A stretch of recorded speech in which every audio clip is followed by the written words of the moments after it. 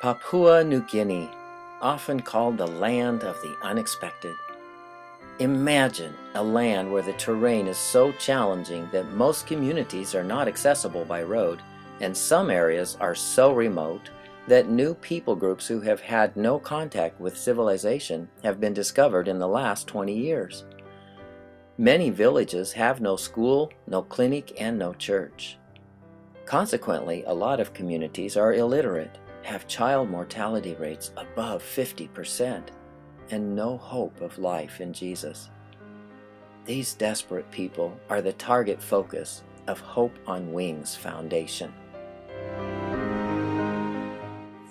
In 1995, my family and I were living in Tipas, a remote village located 240 miles up the mighty Sepik River from the end of the Sepik Highway, which was mostly a dirt track that stretched 100 miles from the coastal town of Wewak to Pagui, a village on the bank of the river.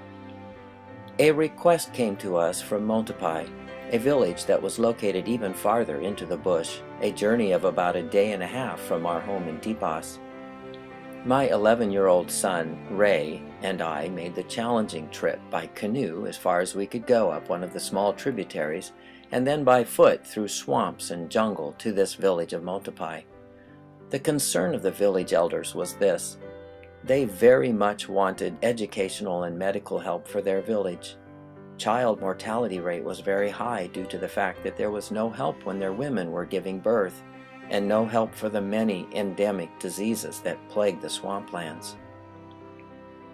They wanted this help so badly that for the past several years the entire village had labored by hand with axes, sticks, spades, and large leaves for carrying dirt to carve out a 2,000-foot long by 200-foot wide airstrip from the virgin jungle, falling jungle giants with up to 6-foot diameter trunks with only their little axes. This incredible feat was fueled by hope and belief that if they built the strip, airplanes would come, bringing the desired services that would allow them both medical and educational help, but also transport for commodities they might grow for economic gain. Now that the strip was completed, and had been for several years, they were desperate to find someone who could validate their hopes.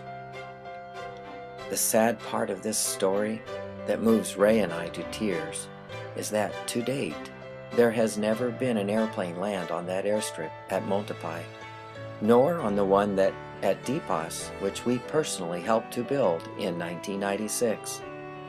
Many other villages that had some service at one time have not seen an airplane in many years.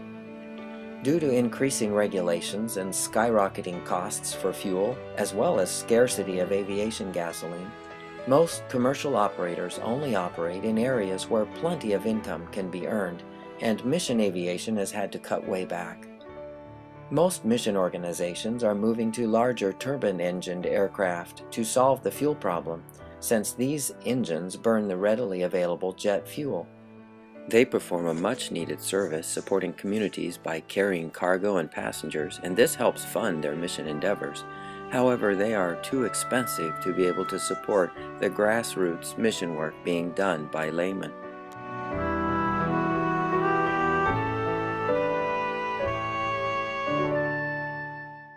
In Papua New Guinea, there are many health workers and teachers among their own countrymen who are willing to respond to a call to live and work in one of these villages if they could find a feasible way to get there and some level of regular service to support them while there.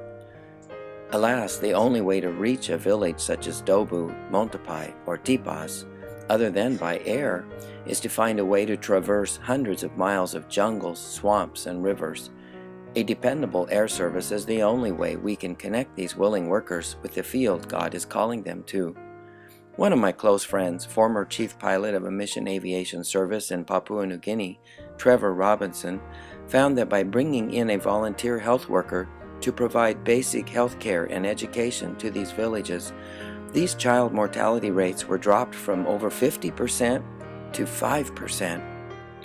It was simply a matter of providing the transportation and communications that connected the willing volunteer health workers with the locations where they were most needed. One old villager came up to Trevor one day when he had landed in his village. He told Trevor, "We have heard the gospel over and over and over, but now we see the gospel."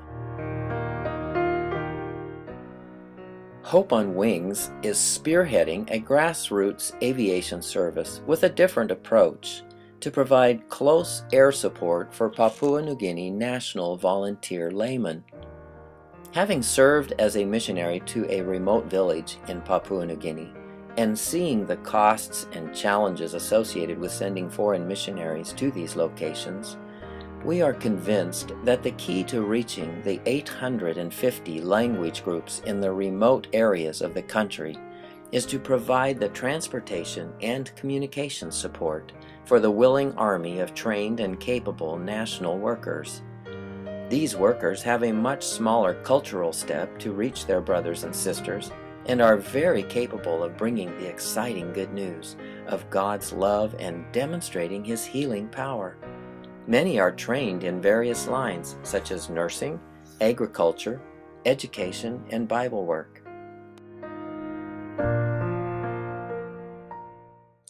Obviously, mission aviation is the answer to this need, and yes, there is a mission aviation operation in place in Papua New Guinea, and they are doing a fantastic work. However, the grassroots work is suffering because of the huge costs of operating the expensive turbine engine planes now in use. Mission aviation in general has opted to move towards multi-million-dollar aircraft that require more than $1,000 per hour to operate, and they have chosen to offset those expenses by offering commercial charter services. We believe the key to being able to revive the grassroots mission work in a way that has a hope of reaching all the neglected villages in the remote interior will be in finding a way to drastically cut the costs of mission aviation so that it can feasibly be supported by an outside support team and not have to rely on commercial work for its operational costs. In 2010, Hope on Wings set out to find just such an airplane. God has led us to a utility aircraft developed in South Africa just for this type of work. Designed for simplicity and low maintenance cost, this four-place airplane called the Bush King STOL is the plane we believe will revolutionize grassroots mission aviation and breathe life back into a dying institution.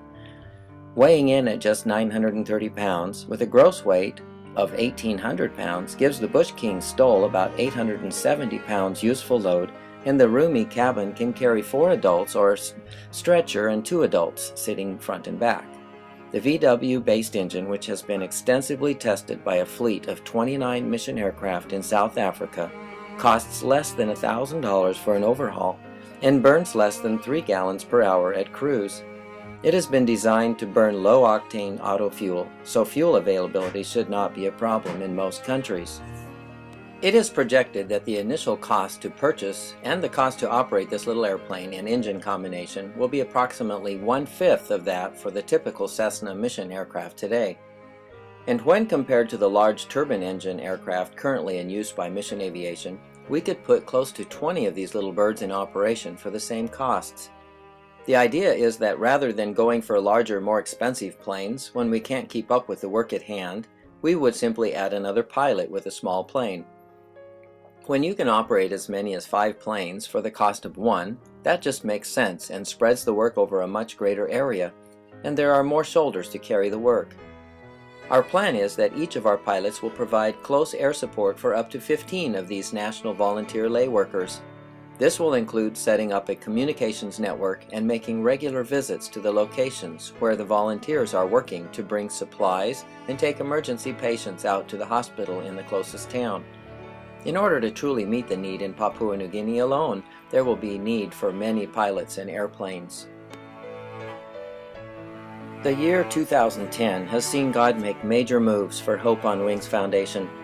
In August, we acquired a Kitfox kit to use for a trainer and test aircraft for the Bush King engine, and in October we were called to Kansas, where generous supporters offered us an acreage with potential airstrip as well as materials for building a hangar, office, and homes. We believe that in 2011 we will begin building the Bush King airplanes for PNG in this newly provided hangar and shop.